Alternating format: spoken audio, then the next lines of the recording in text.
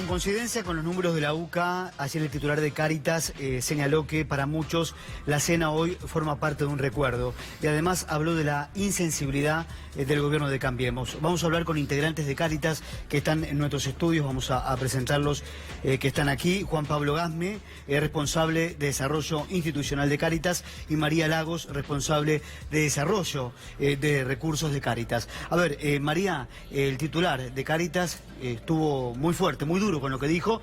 En mi caso eso coincido, ¿no? Efectivamente, el monseñor Tisera el otro día dijo esa frase. Vemos que cada vez hay más demanda en los comedores, gente que viene a pedir bolsones de alimentos. Pero bueno, desde Cáritas buscamos darles a todos una mano. Estamos haciendo este fin de semana la colecta anual de Cáritas, que es una instancia justamente para que la sociedad pueda hacer un gesto solidario con los hermanos más necesitados del país. Bajo el lema Compartir transforma vidas, vamos a estar llevando esta colecta en todo el país y buscamos donaciones en dinero, a través en las mismas parroquias o a través de medios electrónicos, a través de la página web de Cáritas y a través del 0810-222-74827. ¿Hace cuánto que no se ve una realidad así? Bueno, la verdad que en nuestra perspectiva todos los años Cáritas viene acompañando situaciones de pobreza, indigencia, de vulnerabilidad. Si nos referimos al aumento creciente, claramente estamos notando en este último año y medio un incremento, una intensificación de las situaciones de pobreza. Remitir con otras épocas pueden ser comparaciones un poco difíciles, pero nosotros insistimos permanentemente en que la pobreza tiene un contenido estructural en nuestro país. Hace más de una década que no veíamos cuestiones tan fuertes en algunos barrios, cuando se conjuga dificultades para el acceso al trabajo, desempleo, cuando se da un combo de situaciones, a pesar de la protección social que el Estado todavía sostiene, ¿no? ¿Qué ves? ¿Cómo viven hoy los pobres en la Argentina? Los pobres, a ver, digamos, hay una pobreza estructural que está permanentemente ahí tratando, pujando para poder emerger de las situaciones. Vemos que cada vez hay más violencia, cada vez hay más tensión, porque nosotros a veces hablamos de la pobreza, en realidad son los pobres, son personas, no son números, sino que detrás de cada persona desempleada hay una familia que resquebraja sus vínculos, vemos que hay tensión, vemos que hay más necesidad, pero también vemos que dentro del marco de la pobreza hay mucha creatividad, hay mucha búsqueda de salir adelante. Esto es importante también remarcarlo porque nadie se queda detenido frente a lo que le sucede, ¿no? El Papa habla de los poetas sociales, ¿no? Dentro del contexto de la pobreza hay mucha organización, hay mucho deseo de salir adelante, y en ese sentido Cáritas quiere ser como una compañía permanente, como un factor de unidad, un factor de concordia para seguir abriendo caminos. El 35%, hablando de los datos de la UCA, el 35% de los niños y niñas y adolescentes de la Argentina tienen que alimentarse en un comedor comunitario. Esos comedores comunitarios, por ejemplo, calientan la leche con leña porque no tienen dinero para pagar la tarifa de gas, ¿no?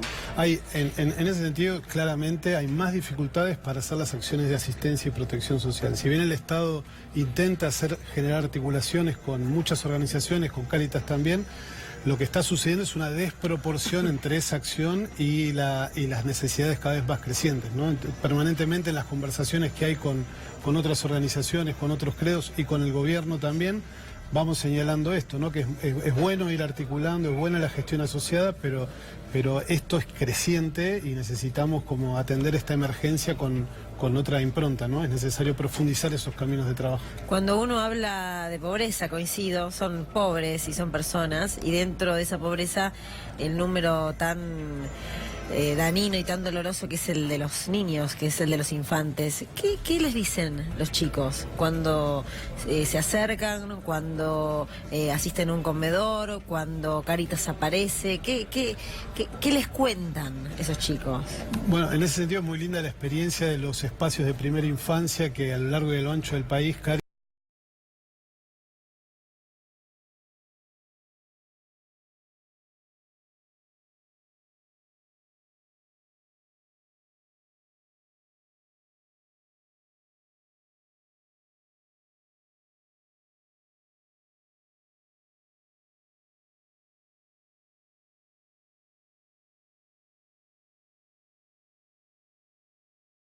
la situación de las personas. La alimentación es la puerta de entrada, pero después está la educación, está el trabajo, está la capacidad de generar organización comunitaria. Los chicos lo que quieren es poder disfrutar esa etapa tan importante. Los chicos necesitan tener una casa, necesitan tener un espacio familiar que los contenga, pero todo eso se construye humana, pero socio y económicamente, ¿no? Es como una integralidad, ¿no? Nos interesaría dejar también fuertemente instalado ese mensaje. La UCA ayer, antes de ayer, nosotros con la conferencia de prensa marcábamos este tema de agenda claramente, pero nos interesa con el lema decir, este problema que es de toda la sociedad, hay distintas responsabilidades, pero es de toda la sociedad, tenemos que mirarlo integralmente y solo lo vamos a abordar compartiendo. Sí, y el gobierno, ¿no? Que la responsabilidad del gobierno, por sobre todo, esto no lo podemos dejar de señalar, porque del 2015 a la fecha todos los indicadores son peores en cuanto a la pobreza en nuestro país. Adrián, la responsabilidad primaria de la protección social está en el gobierno.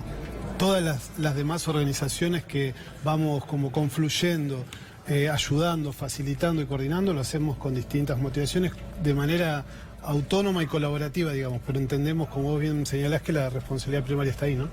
Yo quería preguntarles sobre el rol de las iglesias casi como edificios, porque todos sabemos que históricamente las iglesias en general han tenido una acción social definida, pero lo que también noto en el último tiempo es que las iglesias se han convertido en muchos casos en refugios para que la gente no duerma en la calle.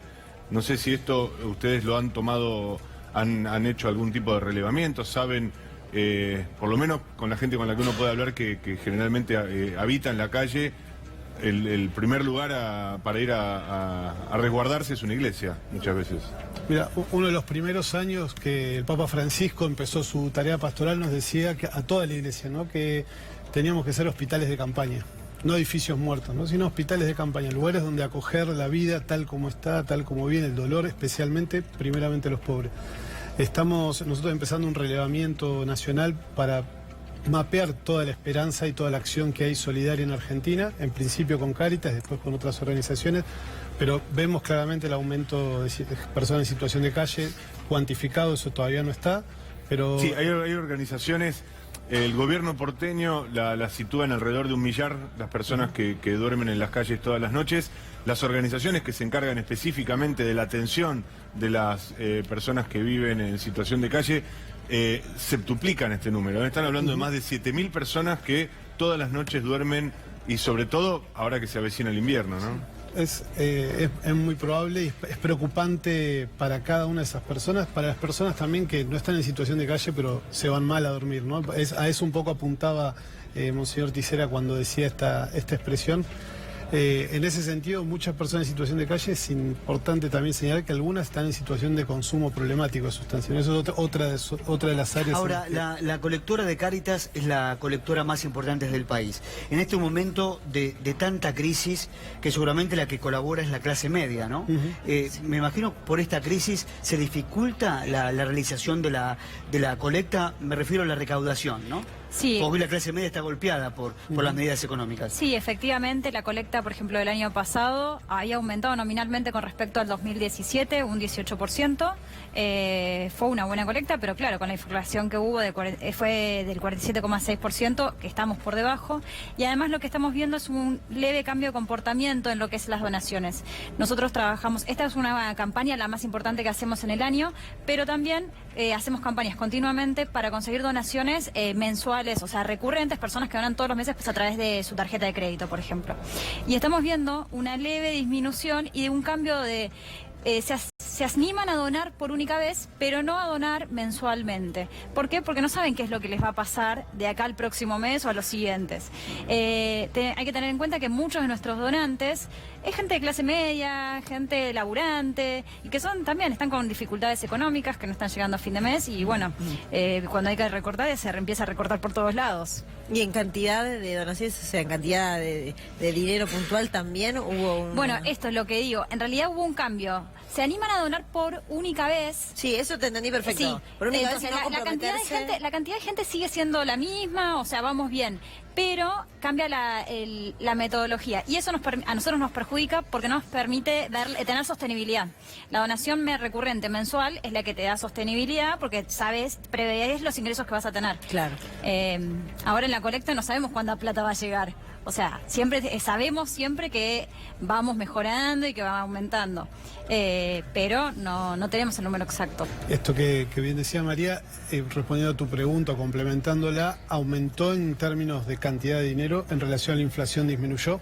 En términos reales, Claro. la posibilidad de acompañar proyectos y procesos disminuyó un poco y nos parece muy importante como poder darle continuidad, ¿no? Esto decías, en un merendero, en un comedor, en un espacio educativo, en un centro barrial, un emprendimiento productivo, dependen muchas veces de todo lo que hace cada una de las Cáritas. En el país hay 66 equipos diocesanos y más de 3.500 parroquias, centros comunitarios. Bueno, todo eso se sostiene no solo, pero fundamentalmente con esta colecta. ¿Cuál es el sector más perjudicado dentro de los perjudicados? ¿Cuál es el más perjudicado? ¿Las mujeres, las niñas, los menores, digamos, Los niños sectores? en general. Los niños en general, niñas y adolescentes. O sea, antes era 1 de cada 2, hoy es un poquito más de 1 de cada 2 son pobres. En cambio, la estadística general de pobreza es del 32%.